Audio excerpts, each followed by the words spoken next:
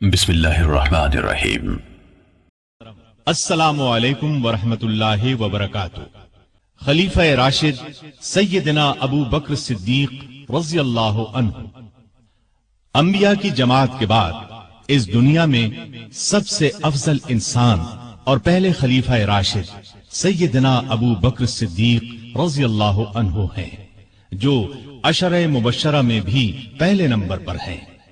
تو آئیے ابتدا کرتے ہیں پہلے خلیفہ راشد خلیفہ رسول سیدنا ابو بکر صدیق رضی Hello اللہ friends, subscribe عنہ my سے۔ channel Hotties 92. اللہ تعالیٰ ارشاد فرماتے ہیں، وہ لوگ جو اللہ اور اس کے رسولوں پر ایمان لائے ہیں، یہی تو وہ ہیں جو ان کے پروردگار کے نزدیک صدیق اور شہید ہیں، ان کے لیے اجر اور نور ہے۔ اور جو لوگ کفر کرتے ہیں اور ہماری آیتوں کو جھٹلاتے ہیں وہ جہنمی ہیں۔ ارشاد نبوی ہے، ابو بکر کے مال نے جتنا مجھے فائدہ دیا اتنا کسی اور کے مال نے نہیں دیا۔ جماعت اصحاب روشن ستارے ہیں، آسمان پر موجود ستاروں کی روشنی کم و بیش ہے۔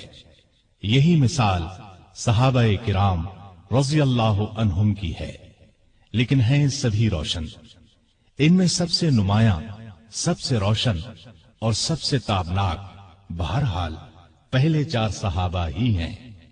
یہی پہلے چار صحابہ خلفائے راشدین ہیں۔ عشرہ مبشرہ میں بھی سب سے پہلے انہی کا نام ہے۔ دنیا میں بہت سے لوگوں کو عجیب و غریب خصوصیات نصیب ہوئیں۔ آدم علیہ السلام سب سے پہلے انسان ہوئے۔ اللہ تعالیٰ نے انہیں ماں باپ کے بغیر پیدا فرمایا۔ عیسیٰ علیہ السلام بن باپ کے پیدا ہوئے۔ نوح علیہ السلام کو 950 سال کے قریب زندگی ملی۔ ابراہیم علیہ السلام کو آگ میں ڈالا گیا، آگ انہیں جلا نہ سکی۔ اسماعیل علیہ السلام کے گلے پر چھری چلائی گئی، گلا نہ کٹا۔ یونس علیہ السلام کو مچھلی نے زندہ نگلا، پھر مچھلی کے پیٹ سے زندہ نکل آئے۔ موسیٰ علیہ السلام سے کوہ طور پر اللہ تعالیٰ نے کلام فرمایا۔ نبی کریم صلی اللہ علیہ وسلم کی تو ہر بات ہی عرفہ و اعلیٰ ہے۔ آسمانوں کی سیر کی، ختم نبوت کا تاج آپ کو پہنایا گیا۔ آپ کی امت کو یہ امتیاز بخشا گیا کہ آخری امت قرار پائی۔ اس آخری امت میں بھی بہت سے افراد انوکھی خصوصیات والے قرار پائے۔ ان میں سب سے بلند درجہ ابو بکر صدیق رضی اللہ عنہ کا ہے۔ ان کی شان میں اللہ تعالیٰ نے یہ آیت نازل فرمائی، اگر تم ان کی مدد نہ کرو تو اللہ ہی نے ان کی مدد کی اس وقت جب اسے کافروں نے دیس سے نکال دیا تھا، دو میں سے دوسرا جبکہ وہ دونوں غار میں تھے، جب یہ اپنے ساتھی سے کہہ رہے تھے کہ غم نہ کر، اللہ ہمارے ساتھ ہے۔ پس جناب باری نے اپنی طرف سے تسکین اس پر نازل فرما کر ان لشکروں سے اس کی مدد کی جنہیں تم نے دیکھا ہی نہیں۔ اس نے کافروں کی بات پست کر دی، اور بلند و عزیز تو اللہ کا کلمہ ہی ہے۔ اللہ غالب ہے، حکمت والا ہے۔ ترمذی کی ایک روایت کے الفاظ یہ ہیں، ابو ہریرہ رضی اللہ عنہ سے روایت ہے، رسول اللہ صلی اللہ علیہ وسلم نے فرمایا، مجھ پر جس کسی کا بھی احسان تھا میں نے اس کا بدلہ چکا دیا سوائے ابو بکر کے۔ مجھ پر ابو بکر کا احسان باقی ہے، اس کا بدلہ اللہ تعالیٰ ہی قیامت کے دن عطا کرے گا۔ اور مجھے کسی کے مال نے اتنا نفع نہیں دیا جتنا ابو بکر کے مال نے نفع دیا۔ اگر میں کسی کو اپنا جانی دوست بناتا تو ابو بکر کو بناتا۔ خبردار، تمہارا ساتھی اللہ کا دوست ہے، یعنی اللہ تعالیٰ نے چونکہ مجھے دوست بنایا ہے اس لیے اللہ کے سوا میں کسی کو دوست نہیں بنا سکتا۔ مسلم کی ایک حدیث کے الفاظ یوں ہیں، ابو بکر میرے بھائی اور میرے ساتھی ہیں، اور اللہ تعالیٰ نے تمہارے ساتھی کو دوست بنایا ہے۔ تو یہ عظیم خصوصیت ابو بکر رضی اللہ عنہ کو نصیب ہوئی، جو نبی آخر الزمان کے سب سے افضل صحابی تھے۔ آج ہم انہی کا تذکرہ کریں گے، ان کی حیرت زدہ کر دینے والی باتیں سنیں گے۔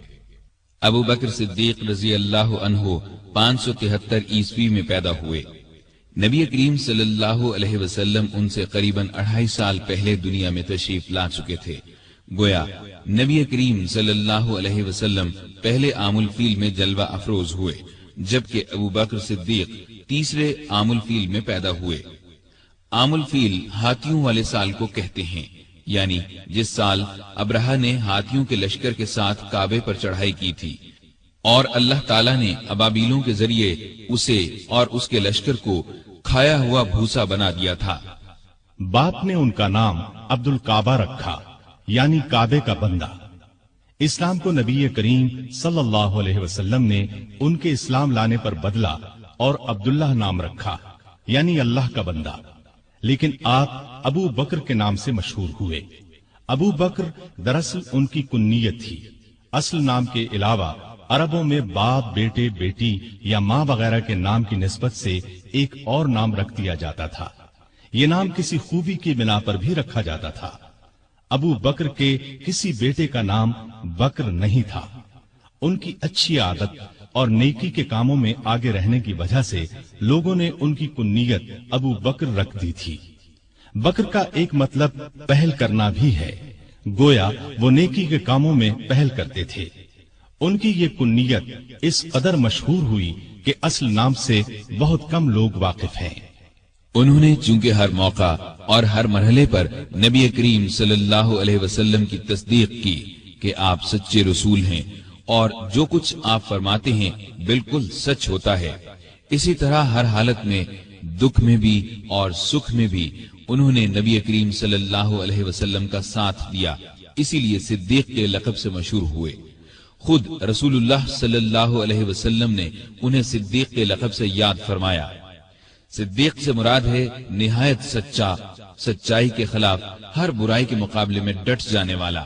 چنانچہ ابو بکر صدیق ہر موقع پر سچے ثابت ہوئے، لہذا صدیق کہلائے۔ ان کا ایک لقب عتیق بھی ہے۔ عتیق کا مطلب ہے آزاد۔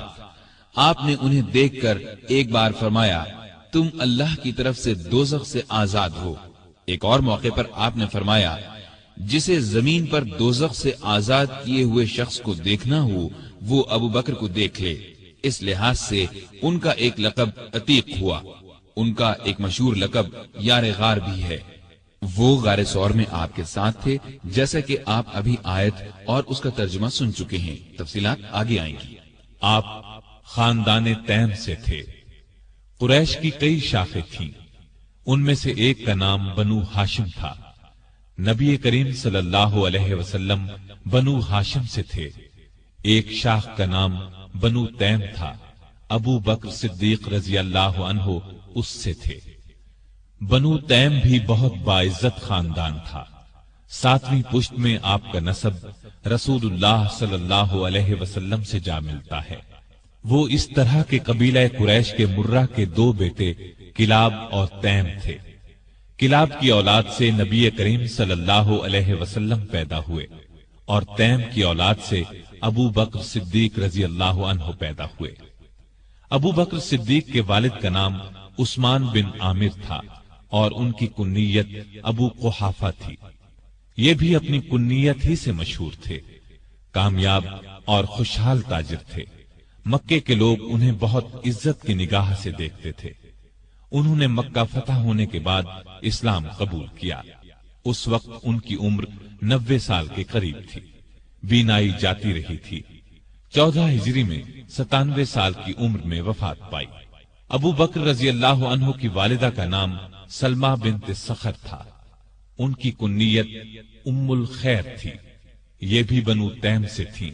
اپنے شوہر ابو قحافہ کے چچا کی بیٹی تھی۔ انہوں نے نبی کریم صلی اللہ علیہ وسلم کی مدینہ ہجرت سے چند سال پہلے اسلام قبول کیا۔ لمبی عمر پائی اور ابو قحافہ کے وفات کے کچھ عرصے بعد فوت ہوئیں۔ ابو بکر کے 2 بھائیوں کا ذکر بھی تاریخ کی کتابوں میں ملتا ہے۔ دونوں بچپن میں فوت ہو گئے تھے۔ 2 بہنیں بھی تھیں، ام فروا اور قریبہ۔ ام فروا کی شادی اشعث بن قیس سے اور قریبہ کی شادی مشہور صحابی قیس بن سعد سے ہوئی تھی۔ ابو بکر صدیق رضی اللہ عنہ پیدا ہوئے تو ہر طرف شرک کی تاریکیاں چھائی ہوئی تھیں۔ لوگ پتھر اور لکڑی کے بتوں کی پوجا کرتے تھے۔ ابو بکر بچپن ہی سے ذہین اور بہت نیک تھے. ہوش سنبھالا تو ماں باپ کو بتوں کی پوجا کرتے دیکھا، لیکن کسی نے ابو بکر کو بتوں کی پوجا کرتے نہ دیکھا، نہ کسی نے انہیں مجبور کیا. اس وقت عرب میں لکھنے پڑھنے کا رواج نہیں تھا، بہت تھوڑے لوگ لکھنا پڑھنا جانتے تھے. ابو بکر پڑھے لکھے لوگوں میں سے تھے، شاید انہوں نے بچپن ہی میں لکھنا پڑھنا سیکھ لیا تھا. لڑنے کا طریقہ اور ہتھیاروں کا استعمال بھی سیکھا تھا اور تجارت کرنے کے گر بھی سیکھ لیے تھے. وہ کبھی نشے والی چیز کے قریب نہیں گئے، نہ کسی برے کام میں کبھی حصہ لیا. جوان ہوئے تو خوبیاں اور نکھر گئیں. 18 سال کی عمر میں تجارت کا پیشہ اختیار کیا. وہ یمن، شام اور عراق وغیرہ جاتے، وہاں سے کپڑا خرید کر لاتے اور فروخت کرتے. بہت جلد اپنی سچائی اور دیانت کی وجہ سے دوسرے تاجروں کو پیچھے چھوڑ گئے، دولت مند ہو گئے. مکے کے رئیسوں میں ان کا شمار ہونے لگا. جتنے دولت مند تھے اتنے ہی سخی، نرم دل اور لوگوں کے ہمدرد تھے. بھوکوں کو کھانا کھلاتے، ننگوں کو کپڑے پہناتے، بیواؤں اور یتیموں کی مدد کرتے. کسی کو مصیبت میں دیکھتے تو فوراً اس کی مدد کو پہنچتے. عام لوگوں کے ساتھ بہت محبت اور شفقت سے پیش آتے. کبھی جھوٹ نہیں بولتے تھے. شراب اور بتوں سے نفرت کرتے تھے. اس زمانے میں جو بے شمار دوسری برائیاں پھیلی ہوئی تھیں ان سے بھی دور رہتے تھے. عربی زبان کے بہت اچھے عالم تھے، کبھی کبھار شعر بھی کہہ لیتے تھے. عرب میں یہ بات بہت خوبی کی سمجھی جاتی تھی. قریش کی مختلف شاخوں اور دوسرے قبیلوں کے رسم و رواج اور حسب و نسب کو جاننے والا ان سے بڑھ کر کوئی نہیں تھا. قتل کے مقدمات کے فیصلے وہی کرتے تھے. نیکی، پرہیزگاری، دیانتداری، نرم مزاجی، ملنساری اور دوسری خوبیوں کی وجہ سے مکے کے سب لوگ ان کی دل سے عزت کرتے تھے. کسی معاملے میں کوئی مشکل پیش آ جاتی تو مشورے کے لیے انہی کے پاس آتے تھے. عرب کے دوسرے قبیلے بھی ان کی عزت کرتے تھے. تجارت کے لیے دوسرے ملکوں کا سفر کرتے تو عرب کے اکثر قبیلوں سے واسطہ پڑتا تھا. وہ سب انہیں ایک معزز اور نیک تاجر خیال کرتے تھے. یہی وہ زمانہ تھا جب ان کی دوستی نبی کریم صلی اللہ علیہ وسلم سے ہو گئی اور یہ دوستی روز بروز گہری ہوتی چلی گئی. دونوں ایک دوسرے کو بہت چاہنے لگے تھے. کئی تجارتی سفر بھی ایک ساتھ کیے. پھر وہ وقت بھی آیا جب رسول اللہ صلی اللہ علیہ وسلم ہر روز صبح و شام ان کے گھر تشریف لے جانے لگے. اس طرح وہ مکے کے تمام لوگوں سے بڑھ کر آپ صلی اللہ علیہ وسلم کے اخلاق اور بے مثال خوبیوں سے واقف ہو گئے. اسلام لانے سے پہلے تک ان کا یہی رنگ رہا، یہاں تک کہ 38 سال کی عمر کو پہنچ گئے. اس وقت نبی کریم صلی اللہ علیہ وسلم کی عمر مبارک 40 سال ہو چکی تھی اور آپ 41ویں سال میں قدم رکھ چکے تھے کہ آپ نے نبوت کا اعلان فرمایا. سب سے پہلے 4 نیک انسانوں نے اسلام قبول کیا. ان میں سے 3 تو آپ کے گھر کے تھے، یعنی خدیجہ رضی اللہ عنہا، علی رضی اللہ عنہ اور زید بن حارثہ رضی اللہ عنہ. علی آپ کے چچا زاد بھائی تھے، آپ ہی کے پاس رہتے تھے اور اس وقت ان کی عمر 10 برس تھی. زید بن حارثہ آپ کے خادم اور منہ بولے بیٹے تھے. خدیجہ آپ کی بیوی تھی. گھر سے باہر کے لوگوں میں سب سے پہلے ابو بکر صدیق رضی اللہ عنہ نے اسلام قبول کیا. گویا مردوں میں بھی سب سے پہلے یہی اسلام لائے. اسلام لاتے ہی آپ نے فوراً کہہ دیا، اب میری ہر چیز کا مالک اللہ اور اللہ کے رسول ہیں. مال اور اسباب تو کیا چیز ہیں، ان کی خاطر جان اور اولاد بھی قربان کر سکتا ہوں. نبوت کا اعلان فرمانے کے بعد نبی صلی اللہ علیہ وسلم نے شروع کے 3 سالوں میں صرف ان سمجھدار لوگوں کو اسلام کی طرف بلایا جن سے یہ امید کی جا سکتی تھی کہ وہ جھگڑا نہیں کریں گے اور اللہ کا سچا دین قبول کر لیں گے. اس کام میں ابو بکر صدیق نے آپ کا پورا ساتھ دیا. اسلام کی تبلیغ کی اور قریش کے بڑے بڑے لوگوں کو مسلمان کر لیا. ان میں عثمان غنی، طلحہ، زبیر، سعد بن ابی وقاص اور عبد الرحمن بن عوف رضی اللہ عنہم جیسے اونچے رتبے کے لوگ شامل تھے. رسول کریم صلی اللہ علیہ وسلم کی تبلیغ سے 3 سال میں قریباً 150 نیک مردوں اور عورتوں نے اسلام قبول کیا. یہ کام چپکے کیا گیا. उस जमाने में नमाजें भी छुप कर पढ़ी जाती थीं, ताकि काफिरों को उनके इस्लाम लाने का पता न चले। ताहम एक दिन चंद काफिरों ने मुसलमानों को नमाज पढ़ते देख लिया। उन्होंने मुसलमानों को बाप दादा का मजहब छोड़ने पर बुरा भला कहा। नबी करीम सल्लल्लाहु अलैहि वसल्लम को खबर हुई तो आपने अपने प्यारे सहाबी अरकम बिन अबी अरकम रज़ियल्लाहु अन्हु के मकान को मुसलमानों के जमा होने और नमाज पढ़ने की जगह बना दिया। ये मकान सफा पहाड़ी के करीब था और बहुत महफूज था। काफिर उस पर आसानी से हमला नहीं कर सकते थे। नबुव्वत के चौथे साल अल्लाह ताला के हुक्म से आपने खुल्लम खुला इस्लाम की तबलीग शुरू फरमाई। इस पर काफिर भड़क उठे, मुसलमानों को सताने लगे, उनके दुश्मन बन गए। मुसलमानों ने करीबन 9 साल जुल्म बर्दाश्त किए।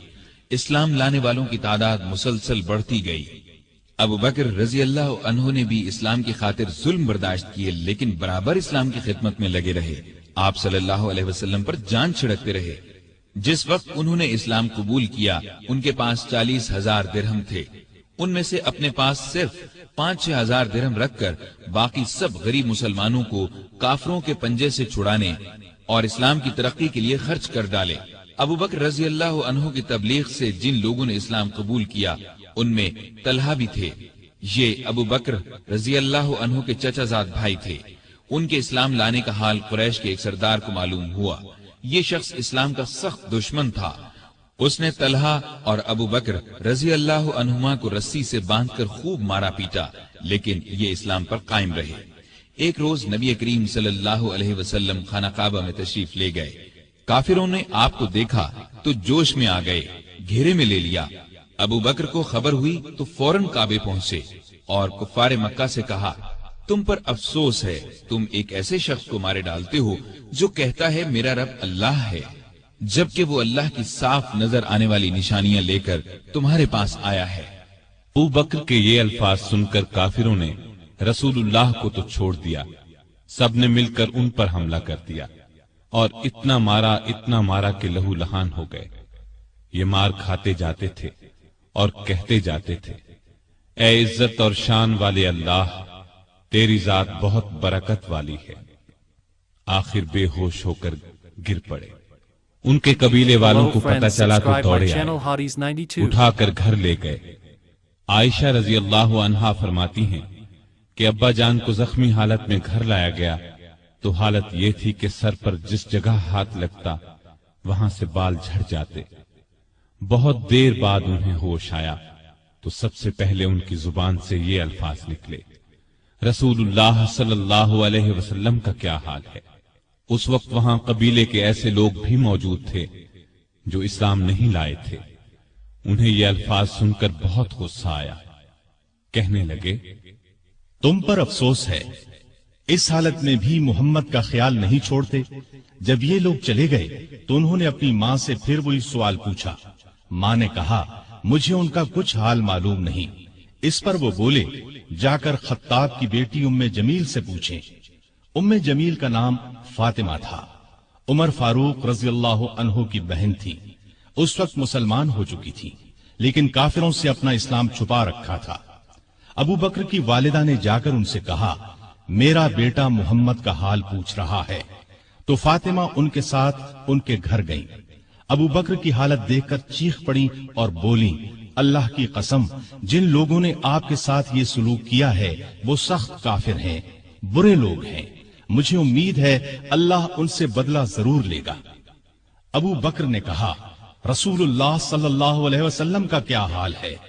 उम्मे जमील ने उनके कान में कहा, आपकी वालिदा सुन रही हैं। ये उन्होंने इसलिए कहा कि उनकी वालिदा उस वक्त तक ईमान नहीं लाई थी। इस पर वो बोले, तुम उनकी फिक्र न करो, उनसे कोई खतरा नहीं।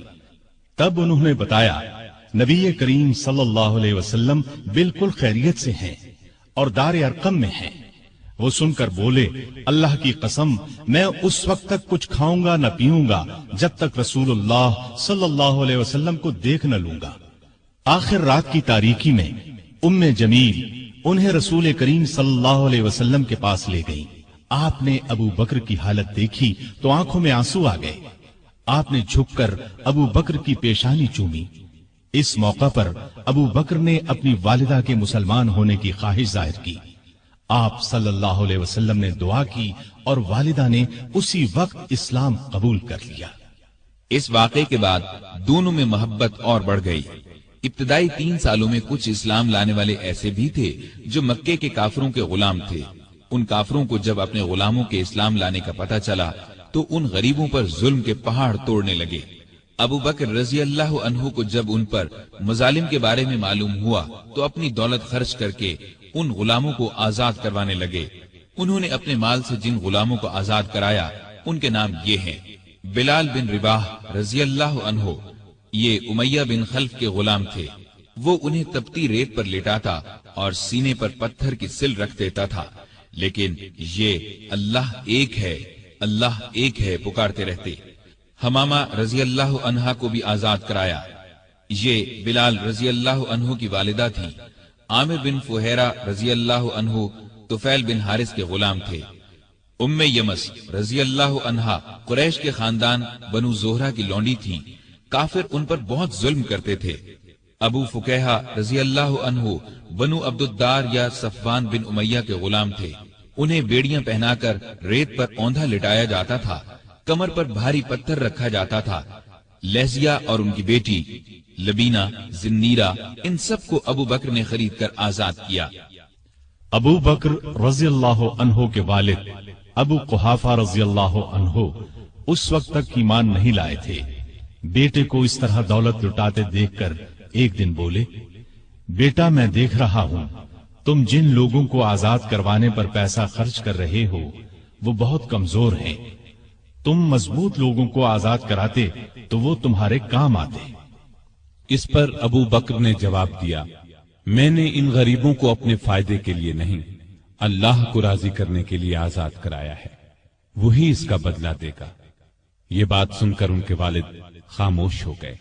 کافروں کا ظلم جب حد سے بڑھا تو نبی کریم صلی اللہ علیہ وسلم نے مسلمانوں کو حبشہ کی طرف ہجرت کرنے کا مشورہ دیا۔ کچھ مسلمان ہجرت کر گئے۔ ابو بکر نے بھی اپنا وطن چھوڑا، لیکن راستے میں قبیلہ قارہ کے سردار ربیہ بن رفیع ملے۔ وہ اپنی امان میں انہیں واپس مکے لے آئے، اس لیے کہ وہ ابو بکر کو بہت پسند کرتے تھے۔ مکے میں داخل ہو کر ربیہ نے اعلان کر دیا کہ ابو بکر ان کی پناہ میں ہیں۔ قریش نے اس شرط پر ان کی پناہ منظور کر لی کہ ابو بکر اپنے گھر کے اندر جس طرح چاہیں عبادت کریں، گھر سے باہر نہ کریں، نہ اونچی آواز سے قرآن پڑھیں۔ انہوں نے یہ بات مان لی، لیکن ان کا دل بہت نرم تھا۔ جب گھر میں قرآن پڑھتے تو بے اختیار رونے لگتے۔ ان کے رونے کی آواز سن کر لوگ گھروں سے نکل آتے۔ راستہ چلتے لوگ رک جاتے اور قرآن سننے لگتے۔ مکے کے کافروں نے جب یہ دیکھا تو ربیہ سے شکایت کی۔ ربیہ نے ان کی شکایت ابو بکر کے آگے رکھی۔ اس پر ابو بکر نے ان کی پناہ واپس کر دی اور فرمایا: میں اپنے اللہ کی پناہ پر راضی ہوں۔ ربیہ نے جا کر کفار سے کہا کہ ابو بکر نے میری پناہ واپس کر دی ہے، اب تم جانو وہ جانے۔ بعد میں یہ ربیہ بن رفیع مسلمان ہو گئے تھے۔ ان کی کنیت ابن دغینہ تھی۔ عرب کے مسلمان بہادروں میں ان کا شمار ہوا۔ اب ابو بکر رضی اللہ عنہ پہلے کی طرح اسلام کی تبلیغ کرنے لگے۔ رسول اللہ صلی اللہ علیہ وسلم کی حمایت میں ہر وقت جان ہتھیلی پر لیے رہتے۔ کافروں نے کئی بار انہیں شدید تکالیف پہنچائی۔ ایک دفعہ نبی کریم صلی اللہ علیہ وسلم خانہ کعبہ میں نماز پڑھ رہے تھے۔ ایک کافر عقبہ بن ابی معیط نے آپ کی گردن مبارک میں چادر ڈال کر بل دینا شروع کیے۔ وہ آپ کا گلا گھونٹنا چاہتا تھا۔ ابو بکر دوڑ کر وہاں پہنچے، عقبہ کو دھکا دے کر ہٹایا اور بولے: تم ایک ایسے شخص کی جان لینا چاہتے ہو جو یہ کہتا ہے میرا رب اللہ ہے۔ اس پر عقبہ اور دوسرے کافروں نے ابو بکر کو مار مار کر ادموا کر ڈالا۔ ایسے اور کئی موقعوں پر نبی کریم صلی اللہ علیہ وسلم کی حفاظت کے لیے سینہ تان کر کھڑے ہو گئے، خود مار کھا لی تاکہ آپ صلی اللہ علیہ وسلم کو تکلیف نہ پہنچے۔ نبوت کے 12ویں سال معراج کا واقعہ پیش آیا۔ صبح کے وقت جب رسول اللہ صلی اللہ علیہ وسلم نے ابو جہل وغیرہ کے سامنے یہ واقعہ بیان فرمایا تو وہ مذاق اڑانے لگے اور ابو بکر کے پاس گئے اور کہا کہ دیکھو تمہارے صاحب کیسی باتیں کر رہے ہیں۔ اس پر انہوں نے جواب دیا، اگر محمد صلی اللہ علیہ وسلم نے یہ باتیں کہی ہیں تو ان کے سچا ہونے میں مجھے ذرہ بھر شک نہیں، کیونکہ سچ کے سوا آپ کی زبان مبارک پر کوئی بات نہیں آتی۔ پھر خود آپ کے پاس آئے اور پوچھا، اے اللہ کے رسول صلی اللہ علیہ وسلم، کیا واقعی آپ نے ایسا فرمایا ہے؟ آپ نے فرمایا ہاں۔ یہ سنتے ہی ابو بکر نے عرض کیا، جو کچھ آپ نے فرمایا میں اس پر ایمان لاتا اور تصدیق کرتا ہوں کہ آپ بالکل سچے ہیں۔ ابو بکر کو صدیق کا لقب اسی لیے ملا کہ انہوں نے اس موقع پر اور دوسرے موقعوں پر بھی ہمیشہ رسول اللہ صلی اللہ علیہ وسلم کی تصدیق کی اور آپ کی نبوت کی گواہی دی۔ پھر جب کافروں نے نبی کریم صلی اللہ علیہ وسلم کو قتل کرنے کا منصوبہ تیار کر لیا تو اللہ تعالیٰ نے آپ کو ہجرت کی اجازت دے دی۔ آپ ابو بکر کے پاس آئے اور انہیں بتایا، مجھے ہجرت کی اجازت مل گئی ہے۔ یہ سن کر ابو بکر نے عرض کیا، میرے ماں باپ آپ پر قربان ہوں، کیا مجھے بھی آپ کے ساتھ چلنے کی اجازت ہے؟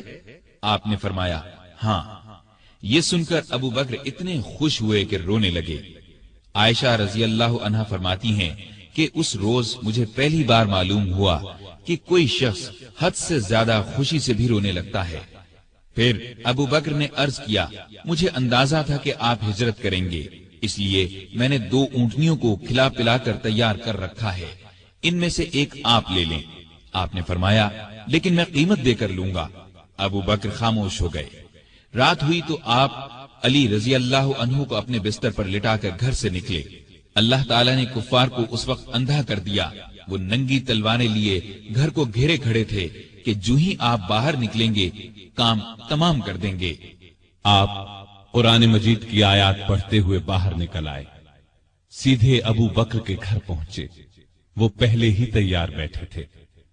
رخصت سے پہلے انہوں نے اپنے بیٹے کو ہدایت کی کہ رات کو آ کر خبریں سنانا، ہم فلاں جگہ ٹھہریں گے۔ اپنے خادم عامر بن فہیرہ کو ہدایت دی کہ وہ روزانہ کی طرح بکریاں چرائے اور رات کو ان کا دودھ ہمیں دے جایا کرے۔ پھر ابو بکر گھر میں موجود تمام نقدی ساتھ لے کر نکل پڑے۔ راستے میں ابو بکر کبھی آپ کے آگے ہو جاتے اور کبھی پیچھے۔ آپ صلی اللہ علیہ وسلم نے وجہ پوچھی تو عرض کیا، جب مجھے خطرہ ہوتا ہے کہ آگے سے کوئی دشمن نہ آ جائے تو آپ کے آگے چلنے لگتا ہوں، پیچھے سے کوئی خطرہ محسوس کرتا ہوں تو پیچھے ہو جاتا ہوں۔ اس طرح دونوں غار ثور میں پہنچے۔ یہ مکے کے جنوب مشرق میں قریباً 5 کلومیٹر پر ہے۔ راستے میں زمین پتھریلی ہونے کی وجہ سے دونوں کے پاؤں زخمی ہو گئے۔ ابو بکر رضی اللہ عنہ آپ کی تکلیف برداشت نہ کر سکے۔ آپ صلی اللہ علیہ وسلم کو بمشکل اپنے ساتھ لے کر غار ثور جو بہت بلندی پر تھا پہنچے۔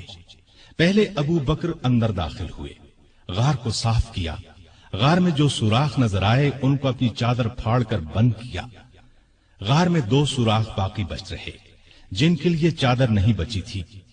ابو بکر رضی اللہ عنہ نے ان دونوں پر اپنے پاؤں رکھ دیے، پھر رسول اللہ صلی اللہ علیہ وسلم سے عرض کی کہ اندر تشریف لائیں۔ آپ صلی اللہ علیہ وسلم اندر تشریف لے گئے اور ابو بکر کی آغوش میں سر رکھ کر سو گئے۔ ادھر ابو بکر رضی اللہ عنہ کے پاؤں میں کسی چیز نے ڈس لیا۔ ابو بکر نے بڑے صبر سے تکلیف برداشت کی لیکن ہلے نہیں کہ کہیں آپ کی آنکھ نہ کھل جائے۔ لیکن جب تکلیف حد سے بڑھی تو ان کے آنسو رسول اللہ صلی اللہ علیہ وسلم کے چہرے پر ٹپک گئے۔ آپ کی آنکھ کھل گئی۔ آپ نے فرمایا، ابو بکر تمہیں کیا ہوا؟ عرض کی، میرے ماں باپ آپ پر قربان، مجھے کسی چیز نے ڈس لیا ہے۔ رسول اللہ صلی اللہ علیہ وسلم نے اس پر اپنا لعاب دہن لگا دیا۔ زہر کا اثر فوراً دور ہو گیا اور تکلیف جاتی رہی۔ یہاں دونوں حضرات نے 3 راتیں چھپ کر گزاری۔ تلاش کرنے والے اس دوران میں غار ثور تک پہنچ گئے۔ ابو بکر کی نظر ان پر پڑی تو گھبرائے اور کہا، اے اللہ کے نبی، اگر ان میں سے کوئی شخص محض اپنی نگاہ نیچی کر دے تو ہمیں دیکھ لے گا۔ نبی کریم صلی اللہ علیہ وسلم نے فرمایا، ابو بکر، ایسے دو آدمیوں کے بارے میں تمہارا کیا خیال ہے جن کا تیسرا اللہ ہے؟ اس وقت اللہ نے کافروں کی آنکھوں پر پردہ ڈال دیا، وہ غار کے اندر نہ دیکھ سکے۔ آپ نے 3 راتیں اور 3 دن غار میں قیام فرمایا۔ عامر بن فہیرہ دودھ پہنچاتے رہے، آپ کی بیٹی اسما رات کو کھانا پہنچاتی رہی، اور عبداللہ رضی اللہ عنہ دن بھر کی خبریں بھی سناتے رہے۔ گویا ابو بکر کا گھرانہ خدمت میں لگا رہا۔ تیسری رات غار سے روانہ ہوئے، عامر ساتھ چلے۔ عبداللہ عریقت نامی ایک شخص کو اجرت پر راستہ دکھانے کے لیے ساتھ لے لیا۔ اس طرح یہ آگے چلے۔ ادھر مکے کے کافر آپ کی تلاش میں نکلے، کیونکہ گھر میں انہیں علی رضی اللہ عنہ ملے تھے۔ پہلے وہ ابو بکر رضی اللہ عنہ کے گھر پہنچے، وہ وہاں نہ ملے تو کافروں نے اعلان کیا، جو شخص محمد یا ابو بکر کو پکڑ کر لائے گا اسے ہر ایک کے بدلے 100 اونٹ انعام میں دیے جائیں گے۔ قبیلہ بنو مدلج کا سردار سراقہ یہ اعلان سن کر ہتھیار لگا کر آپ کی تلاش میں گھوڑے پر روانہ ہوا۔ یہ بڑے ڈیل ڈول کا اور بہادر شخص تھا۔ تلاش کرتے کرتے ان حضرات کے نزدیک پہنچ گیا، لیکن گھوڑے نے ٹھوکر کھائی، زمین پر گرا، دوبارہ سیدھا ہوا، پھر گرا۔ ادھر ابو بکر مڑ مڑ کر اس کی طرف دیکھ رہے تھے۔ بولے، اے اللہ کے رسول، ہمارا پیچھا کرنے والا بہت قریب آ گیا ہے۔ اس پر نبی کریم صلی اللہ علیہ وسلم نے فرمایا، لا تحزن ان اللہ معنا، غم نہ کر، اللہ ہمارے ساتھ ہے۔ اس کے ساتھ ہی سراقہ کا گھوڑا زمین میں دھنس گیا۔ یہ دیکھ کر وہ پکارا، مجھے معاف کر دیجئے، میں آپ کو کوئی تکلیف نہیں پہنچاؤں گا۔ آپ نے دعا کی، گھوڑا نکل آیا، سراقہ نزدیک آیا، کافروں کے اعلان کے بارے میں بتایا۔ آپ نے اسے جانے کی اجازت دے دی اور اس سے کہا، ہمارے بارے میں کسی کو نہ بتانا۔ وہ لوٹ گیا اور آپ اپنے ساتھی کے ساتھ آگے روانہ ہوئے۔ ادھر یثرب یعنی مدینہ کے لوگوں کو اطلاع مل چکی تھی، وہ آپ کا بے چینی سے انتظار کر رہے تھے۔ آپ 8 دن تک سفر کے بعد قباء کے قریب پہنچے۔ قباء مدینے سے 4 کلومیٹر کے فاصلے پر جنوب مغرب میں ایک گاؤں تھا۔ لوگوں کو آپ کی آمد کی خبر ملی تو اللہ اکبر کے نعرے لگاتے امٹ پڑے۔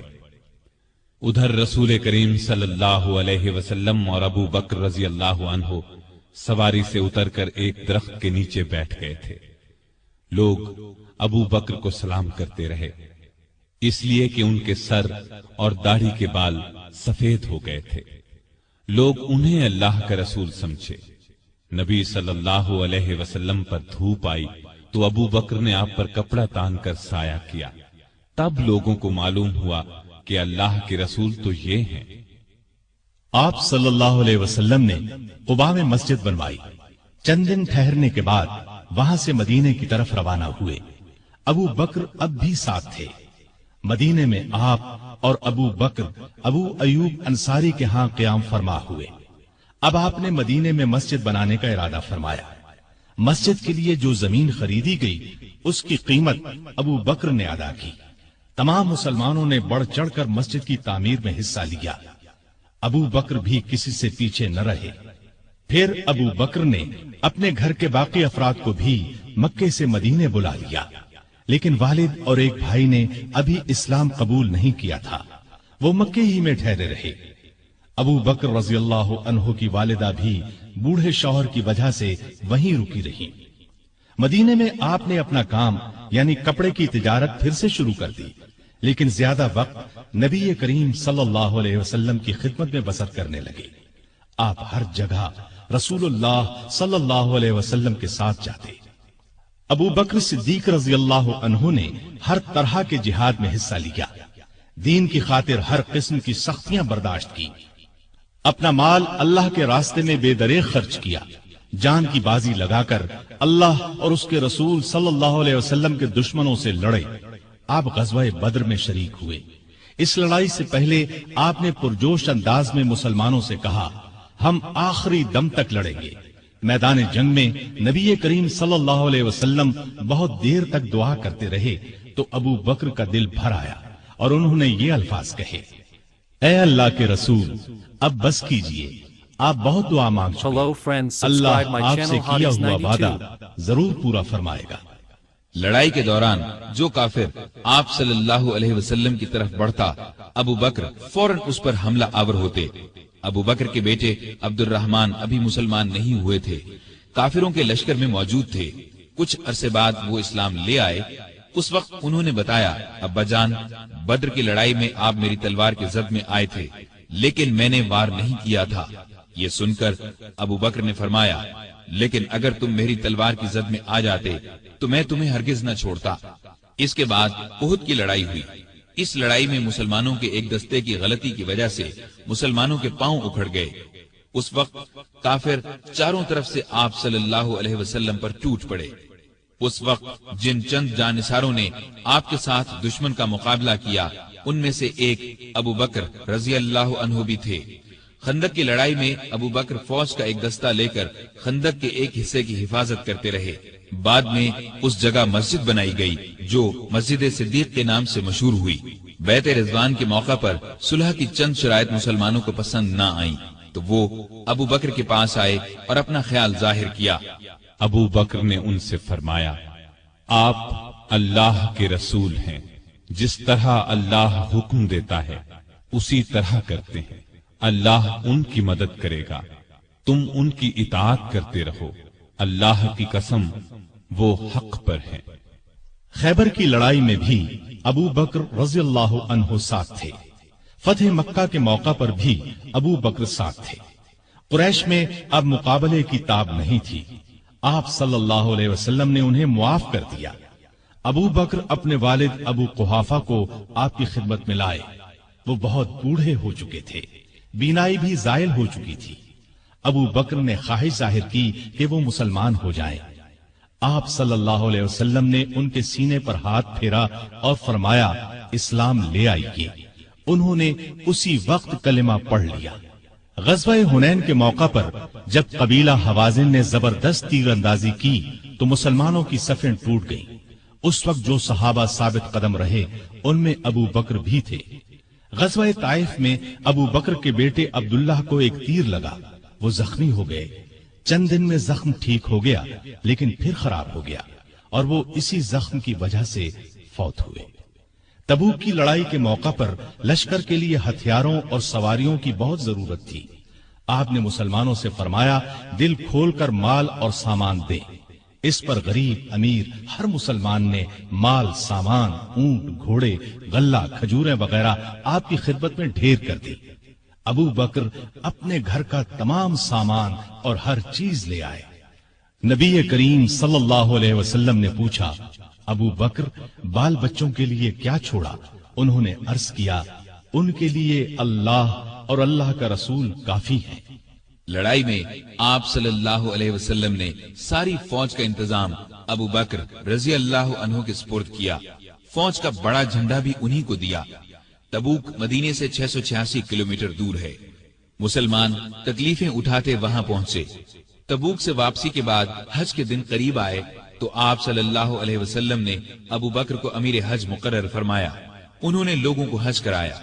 हिजरत के 10वें साल रसूल करीम सल्लल्लाहु अलैहि वसल्लम खुद हज के लिए मक्का तशरीफ ले गए। अबू बकर रजी अल्लाह अन्हु और हजारहा मुसलमान आपके साथ थे। आपका सामान अबू बकर की ऊंटनी पर लादा गया। 11 हिजरी में आपने एक लश्कर शाम भेजने के लिए तैयार किया। इस लश्कर का सरदार आपने अपने एक प्यारे नौजवान उसामा बिन जैद रजी अल्लाह अन्हु को मुकर्रर फरमाया। इस लश्कर को भेजने का मकसद ये था कि रूम के बादशाह से मूता की लड़ाई का बदला लिया जाए। मूता की लड़ाई 8 हिजरी में हुई थी और उसमें रूमी ईसाइयों के हाथों नबी करीम सल्लल्लाहु अलैहि वसल्लम के 12 प्यारे सहाबा शहीद हो गए थे। उनमें उसामा रजी अल्लाह अन्हु के वालिद जैद भी थे। इस लश्कर में अबू बकर रजी अल्लाह अन्हु भी शरीक थे। उन्होंने इस बात की परवाह तक नहीं की कि उनका सिपह सालार 18-19 साल की उम्र का एक नौजवान है। दरअसल वो अल्लाह के सिपाही थे और जो बात अल्लाह के रसूल सल्लल्लाहु अलैहि वसल्लम को पसंद थी वही उन्हें भी पसंद थी। हज से वापसी पर نبی صلی اللہ علیہ وسلم نے مسلمانوں کو یہ خطبہ دیا، اللہ نے اپنے ایک بندے کو اختیار دیا کہ چاہے تو دنیا کی نعمتوں کو قبول کر لے اور چاہے تو اللہ کے پاس جا کر ان نعمتوں کو قبول کرے جو وہاں ملنے والی ہیں۔ تو اس بندے نے اللہ کے پاس جا کر ملنے والی نعمتوں کو قبول کیا ہے۔ یہ خطاب سن کر ابو بکر رضی اللہ عنہ رونے لگے۔ وہ سمجھ گئے کہ یہ آپ صلی اللہ علیہ وسلم نے اپنے بارے میں فرمایا ہے۔ ہجرت کے 11ویں سال رسول کریم صلی اللہ علیہ وسلم کے مرض میں اضافہ ہو گیا تو آپ نے ابو بکر کو نماز پڑھانے کا حکم فرمایا۔ ابو بکر نمازیں پڑھانے لگے۔ اس دوران میں ایک صبح آپ کو افاقہ محسوس ہوا تو آپ سہارا لے کر مسجد میں تشریف لے آئے۔ ابو بکر نے پیچھے ہٹنا چاہا تو آپ نے اشارے سے فرمایا اپنی جگہ پر رہو۔ پھر آپ نے ان کے ساتھ بیٹھ کر نماز ادا کی۔ ہجرت کے 11ویں سال 12 ربیع الاول بروز پیر آپ صلی اللہ علیہ وسلم نے رحلت فرمائی۔ وہ دن ابو بکر کی زندگی کا سب سے بڑے صدمے کا دن تھا۔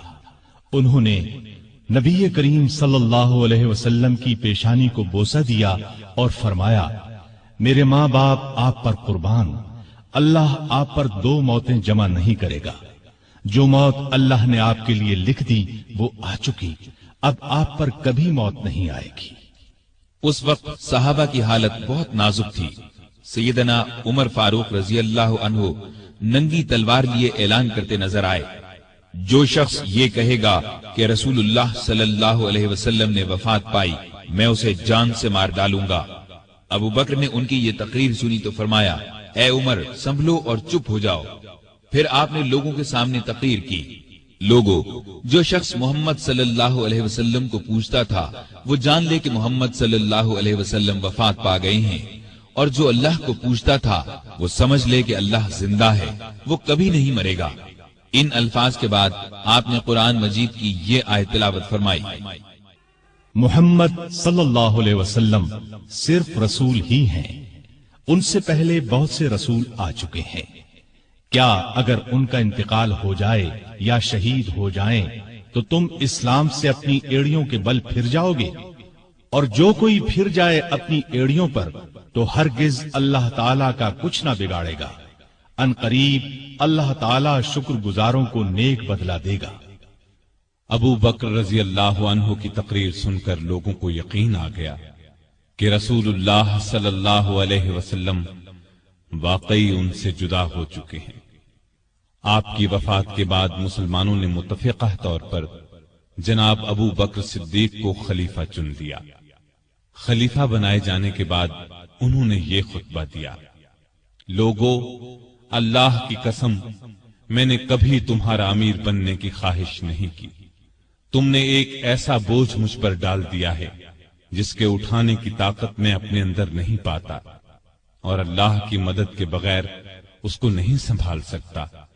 میں تم سے بہتر نہیں، اگر سیدھے راستے پر چلوں تو میری مدد کرنا، اور اگر غلطی کروں تو مجھے درست کر دینا۔ یاد رکھو، سچائی امانت ہے اور جھوٹ خیانت۔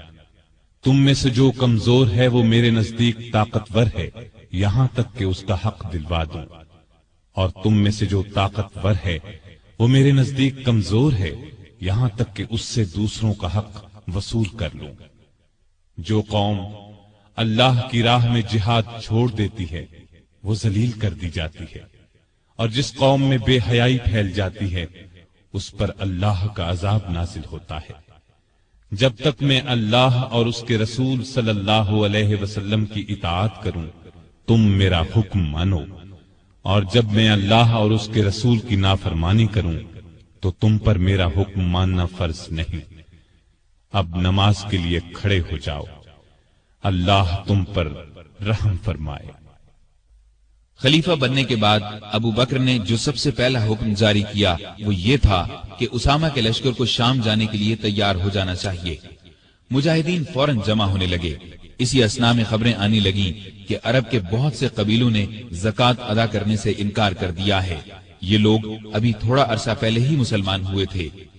بعض لوگوں نے نبی ہونے کا جھوٹا دعویٰ کر کے ہزارہا لوگوں کو بے وقوف بنا ڈالا. لوگ ان کے گرد جمع ہو گئے. یہ حالات دیکھ کر بعض صحابہ نے سیدنا صدیق اکبر کو مشورہ دیا کہ ان حالات میں اسامہ کے لشکر کو بھیجنا مناسب نہیں، بہتر یہ ہے کہ اس کو روک دیا جائے تاکہ دشمن مدینے پر حملہ کریں تو ان کا مقابلہ کیا جا سکے. لیکن ابو بکر نے یہ مشورہ ماننے سے انکار کر دیا اور فرمایا، اللہ کی قسم، اگر مدینہ اس طرح آدمیوں سے خالی ہو جائے کہ درندے اور کتے مجھے پھاڑ کھائیں، تب بھی میں اس لشکر کو شام جانے سے نہیں روکوں گا جس کو رسول اللہ صلی اللہ علیہ وسلم نے شام جانے کا حکم فرمایا تھا. اب بعض صحابہ نے یہ مشورہ دیا کہ لشکر کا سپہ سالار 9 عمر اسامہ کی جگہ کسی عمر رسیدہ تجربہ کار صحابی کو بنا دیا جائے. یہ سن کر ابو بکر کو غصہ آ گیا. انہوں نے فرمایا، یہ تم کیسا مشورہ دے رہے ہو؟ جس شخص کو رسول اللہ صلی اللہ علیہ وسلم نے لشکر کا امیر بنایا، میں اس کی جگہ کسی اور کو امیر مقرر کروں، ایسا ہرگز نہیں ہوگا. پھر ابو بکر رضی اللہ عنہ لشکر کو رخصت کرنے کے لیے خود مدینے سے باہر مقام جرف پر پہنچے. دور تک انہیں چھوڑنے گئے. اسامہ گھوڑے پر سوار تھے اور ابو بکر ان کے ساتھ پیدل چل رہے تھے. اسامہ نے عرض کیا، اے رسول اللہ کے خلیفہ، یا تو آپ بھی گھوڑے پر سوار ہو جائیں یا مجھے گھوڑے سے اتر کر پیدل چلنے دیں. ابو بکر نے فرمایا، نہ تو میں سوار ہوں گا نہ تمہیں گھوڑے سے اترنے دوں گا. اگر کچھ دیر کے لیے میرے قدموں پر اللہ کی راہ کا غبار پڑ جائے تو اس سے میری شان میں کوئی کمی نہیں آ جائے گی. پھر آپ نے لشکر کو رخصت کیا، انہیں دعا دی. اسامہ کا یہ لشکر شام کے عیسائیوں کو سزا دے کر قریباً 70 دن بعد واپس لوٹا. نبی صلی اللہ علیہ وسلم کی وفات کے بعد کچھ قبیلے اسلام سے پھر گئے. کچھ نے زکوٰۃ دینے سے انکار کر دیا اور کچھ نے جھوٹی نبوت کا اعلان کر دیا. یہ سب ارتدادی فتنے تھے، یعنی یہ مرتد ہو گئے تھے. ابو بکر رضی اللہ عنہ نے ان سب کے خلاف جہاد کیا. پہلے آپ نے زکوٰۃ نہ دینے والوں سے جنگ کی، انہیں شکست دی. پھر خالد بن ولید اور دوسرے سپہ سالاروں کے لشکر جھوٹے نبیوں کی طرف روانہ کیے. مسیلمہ کذاب سب سے بڑا جھوٹا نبی تھا. خالد بن ولید کے لشکر نے اسے شکست فاش دی. اس لڑائی کو یمامہ کی لڑائی کہا جاتا ہے. مسیلمہ بھی اس جنگ میں مارا گیا. 10,000 مرتد ہلاک ہوئے. مسلمانوں کے لشکر میں سے 1,000 شہید ہوئے. اس طرح مرتدوں کی کمر ہمیشہ کے لیے ٹوٹ گئی. ہر طرف امن قائم ہو گیا، اور یہ سب ابو بکر کی غیر معمولی ایمانی طاقت، ہمت اور شجاعت کی وجہ سے ممکن ہوا. اس کے بعد آپ کا ایک خاص کارنامہ یہ ہے کہ آپ نے قرآن کو ایک جگہ جمع کروایا. کیونکہ اس وقت قرآن مجید مختلف جگہوں پر لکھا ہوا تھا. یمامہ کی لڑائی میں سینکڑوں حفاظ صحابہ شہید ہو گئے تھے، اس لیے ضرورت محسوس ہوئی کہ قرآن کو ایک جگہ جمع کر دیا جائے. چنانچہ یہ کام کیا گیا. اس کے بعد ابو بکر روم اور ایران کی طرف متوجہ ہوئے. روم اور ایران اس وقت دنیا کی 2 بڑی سلطنتیں تھیں. روم والے عیسائی تھے اور ایران کے لوگ مجوسی یعنی آگ کو پوجتے تھے. دونوں ہی مسلمانوں کے دشمن تھے.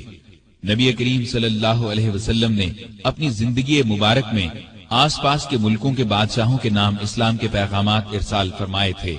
ایک خط ایران کے بادشاہ خسرو پرویز کو بھی بھیجا گیا تھا. اس نے آپ کا خط پھاڑ دیا تھا. آپ نے یہ خبر سن کر فرمایا تھا، اللہ اس کے ملک کے ٹکڑے ٹکڑے کرے.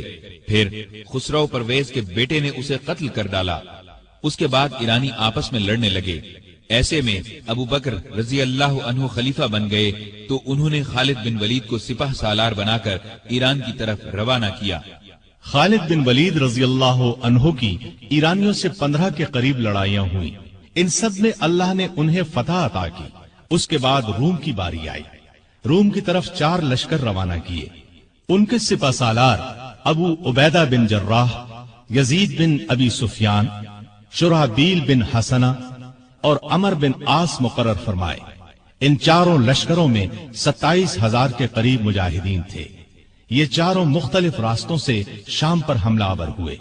साथ ही अबू बकर ने खालिद बिन वलीद को हुक्म भेजा कि वो भी इन लश्करों की मदद के लिए पहुंचे।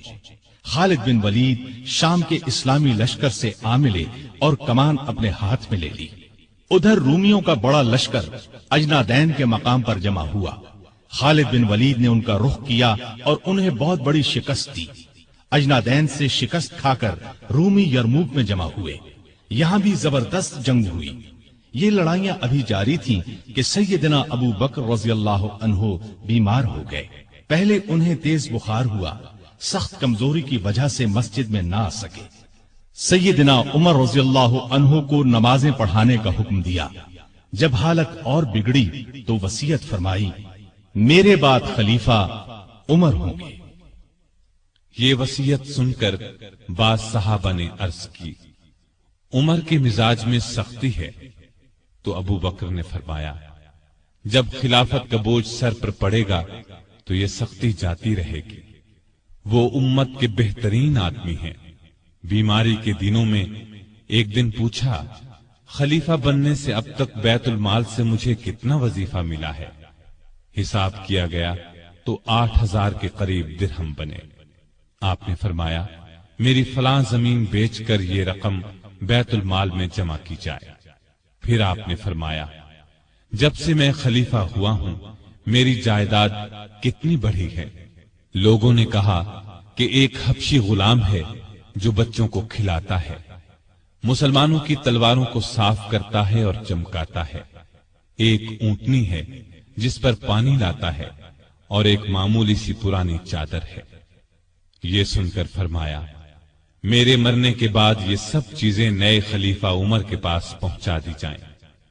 एक वसीयत ये की कि मेरी कब्र रसूलुल्लाह सल्लल्लाहु अलैहि वसल्लम की कब्र के पास बनाई जाए। अपने कफन के बारे में फरमाया, जो कपड़े मेरे बदन पर हैं उन्हीं में कफन दिया जाए। इस पर आयशा रजी अल्लाह अन्हा ने फरमाया, हम आपके लिए नया कफन क्यों ना खरीदें? जवाब में फरमाया, मुर्दों से ज्यादा नए कपड़ों की जरूरत जिंदों को है। ये भी फरमाया, नबी सल्लल्लाहु अलैहि वसल्लम की वफात पीर को हुई थी, आज पीर है। मुझे उम्मीद है कि मेरी मौत भी आज ही होगी। चुनाचे 22 जमादुल आखिर हिजरत के 13वें साल पीर के दिन अबू बकर रजी अल्लाह अन्हु इस दुनिया से रहलत कर गए। कफन दफन उनकी वसीयत के मुताबिक हुआ। वफात के वक्त उम्र 63 साल थी। खिलाफत की मुद्दत 2 साल 3 माह 11 दिन है। खलीफा बनने से पहले कपड़े की तिजारत करते थे। जिस रोज खलीफा बनाए गए उससे अगले रोज कपड़े के थान कंधे पर रखकर बाजार की तरफ निकले। उमर ने देखा तो अर्ज की, अगर आप तिजारत करते रहे तो मुसलमानों के काम कौन सर अंजाम देगा? इस तरह मुसलमानों के मशवरे से आपका वजीफा मुकर्रर हुआ। ये इतना था जितना एक आम आदमी का खर्च होता है।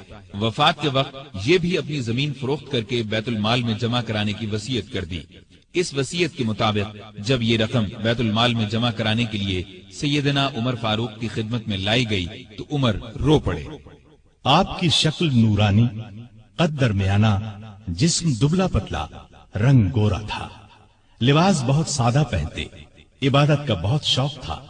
दिन को रोजा रखते, रात को क़याम करते। तिलावत के वक्त इतना रोते कि दाढ़ी तर हो जाती। कुरान और हदीस के बहुत बड़े आलिम थे। आपसे मरवी 42 अहादीस हैं। लिखना पढ़ना भी जानते थे।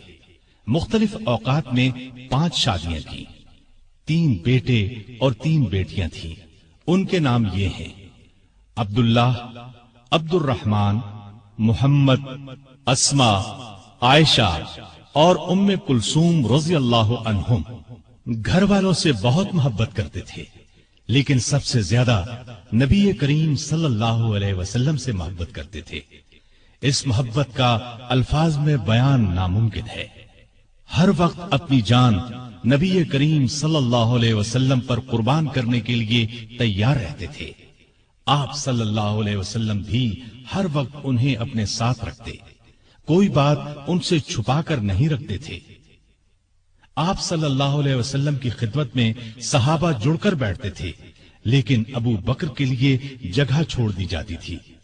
جب وہ اپنی جگہ پر آ کر بیٹھتے تو آپ ان کی طرف رخ کر لیتے تھے۔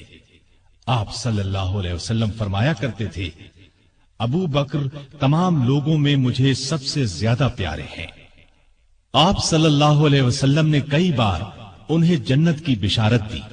ایک مرتبہ فرمایا، ابو بکر حوض کوثر پر میرے ساتھ ہوں گے۔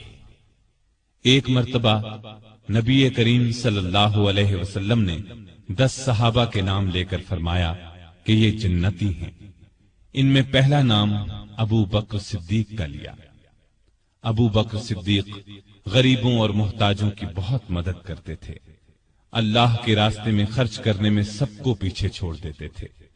اللہ کا خوف اس قدر تھا کہ حساب کے دن کا خیال آنے پر کانپ جاتے تھے۔ فرمایا کرتے تھے، کاش میں ایک تنکا ہوتا، کسی کو کوئی بات کہہ دیتے تو فوراً اس سے معافی مانگ لیتے۔ لوگوں کو سلام کرنے میں پہل کرتے تھے۔ پرہیزگاری تو حد درجے کی تھی۔ ایک دن آپ کا غلام کھانے کی کوئی چیز لایا، آپ نے اس میں سے کچھ کھا لیا، لیکن کھانے کے بعد غلام نے آپ سے پوچھا، آپ کو معلوم ہے کہ آپ نے جو کھایا ہے وہ کیا ہے؟ آپ نے فرمایا، بتلاؤ یہ کہاں سے آیا ہے؟ اس نے بتایا کہ زمانہ جاہلیت میں ایک شخص نے مجھ سے کچھ منتر پڑھوایا تھا، یہ اس کی اجرت ہے۔ یہ سن کر ابو بکر نے اپنا ہاتھ منہ میں ڈالا اور جو کچھ پیٹ میں گیا تھا قے کے ذریعے سب کچھ باہر نکال دیا۔ مزاج میں بہت عاجزی تھی۔ خلیفہ بننے سے پہلے محلے والوں کی بکریوں کا دودھ دو دیتے تھے۔ خلیفہ بننے کے بعد بھی یہ معمول نہ چھوڑا۔ لوگوں کو بہت اچھی اچھی نصیحتیں کرتے رہتے تھے۔ فرماتے ہیں، مصیبت کی جڑ انسان کی گفتگو ہے۔ عقل مند کی پہچان یہ ہے کہ وہ زیادہ باتیں نہیں کرتے۔ سچائی امانت اور جھوٹ بددیانتی ہے۔ کسی مسلمان کو حقیر نہ جانو۔ جس قوم میں بری باتیں عام ہو جائیں تو اللہ اس کو مصیبت میں ڈال دیتا ہے۔ ہر اچھے کام کے ثواب کا ایک اندازہ ہے، لیکن صبر کا ثواب بے اندازہ ہے۔ گناہ سے توبہ کرنا ضروری ہے، لیکن گناہ سے بچنا اس سے بھی زیادہ ضروری ہے۔ اس دن پر رو جو تیری عمر سے گزر گیا اور تو نے اس میں کوئی نیکی نہیں کی۔ اللہ تعالیٰ اس وقت تک نفلی عبادت قبول نہیں کرتا جب تک کہ تم فرض ادا نہ کرو۔ جو قوم جہاد کو چھوڑ دیتی ہے اللہ اس کو ذلیل کر دیتا ہے۔ مظلوم کی بد دعا سے بچو، کیونکہ اللہ اس کو فوراً سن لیتا ہے۔ علم بغیر عمل کے بیکار ہے۔ بروں کے پاس بیٹھنے سے اکیلے بیٹھ رہنا بہت اچھا ہے۔ دوائیں کھا کھا کر صحت مند نہیں بنا جا سکتا۔ جس پر نصیحت اثر نہ کرے اس کا دل ایمان سے خالی ہے۔ مسکین اور محتاج کو عاجزی اور ادب سے خیرات دو، اس لیے کہ خوشی سے خیرات دینا اس کے قبول ہونے کی نشانی ہے۔ اللہ سے شرم کرو۔ ہر کام کرتے وقت یاد رکھو اللہ تمہیں دیکھ رہا ہے۔ بڑائی پرہیزگاری میں ہے اور عزت عاجزی میں۔ آپس میں بھائی بھائی بن کر رہو جیسا کہ تمہیں اللہ نے حکم دیا ہے۔ ایک دوسرے سے تعلق مت توڑو، کسی سے حسد نہ کرو اور نہ کسی کے خلاف دل میں کینہ رکھو۔ Hello friends, subscribe my channel.